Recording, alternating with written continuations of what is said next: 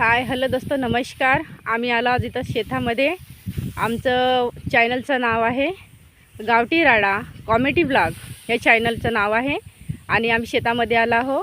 इथे आता शेतीच्या मशागतीला काम चालू होत आहे। शेतीची मशागत पावसाची सुरुवात आता होणार आहे।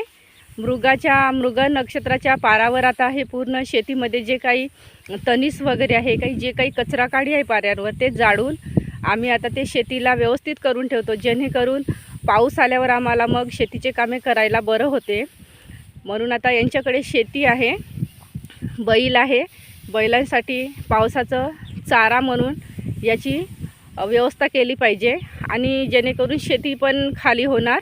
कारण शेतीसाठी बियाणे टाकायला तर हे तणीस आहे आणि तणीस दोघे पण बैलांसाठी आता अशा पद्धतीनं बांधून ते घरी नेऊन ठेवतात। कारण पावसाचं बैलाला कुठे चारा मिळत नाही, त्याच्यामुळे ते आत्ताच अशी तयारी करून ठेवत आहे। जसं आपण घरचं सर्व करून ठेवतो त्या पद्धतीनं बैलांची सुद्धा व्यवस्था करावं लागते। अशा पद्धतीनंच तणीस आता जमा केले आहे आणि ते बांधत आहेत दोघेही पती पत्नी। हे बघा, ही तणीस आहे।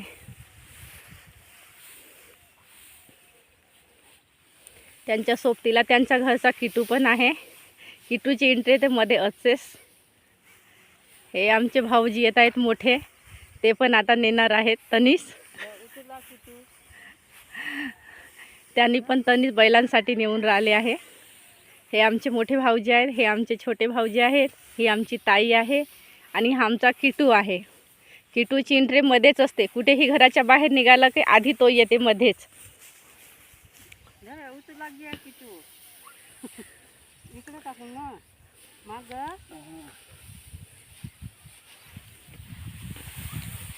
अशा पद्धतीने तणीस जमा करून एकत्र बांधून ठेवतात, जेणेकरून पावसामध्ये बैलांना व्यवस्थित चारा मिळेल। कारण शेतामध्ये सर्वत्र मग रवणा केलेला असतो, कुठेही चारा मिळत नाही आणि बैलाला असं मोकट सोडता येत नाही।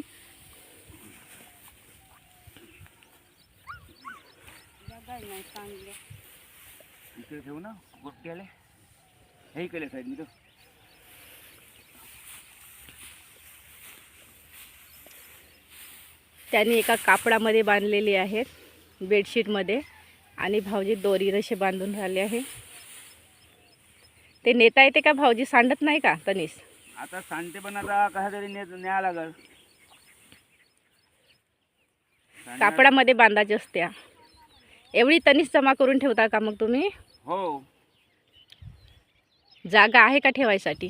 आता जागा नाही आहे पण आता ठेवावं लागते। तुमच्याकडे किती बैल आहेत? माझ्याकडे आहे 2 बैल। शेतीच्या कामासाठी कामी येतात नंतर? शेतीच्या कामासाठी। छान आहे, तयारी केलीच पाहिजे बैलांची, त्यांना चारा मिळत नाही ना नंतर। नंतर मिळत नाही ना, पाऊस आल्यानंतर बैल घरीच राहते, त्याच्यामुळं चारा पाहिजे। बघा आता हे उचलतात।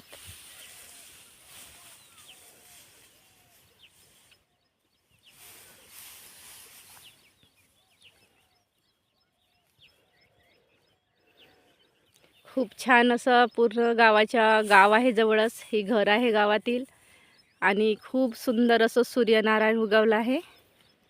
हे बघा, खूपच छान सूर्यनारायण दिसत आहे। इतकं सुंदर रमणीय स्थळ आहे की सर्वांचं लक्ष वेधून घेईल असं सुंदर सकाळचा नजारा आहे। सकाळी केलेले कामं लवकर होतात आणि ऊन पण कमी आहे, त्यामुळं सर्व कामं करायला सोपे होतात। अशा पद्धतीने उचलले ते घरी घेऊन चालले।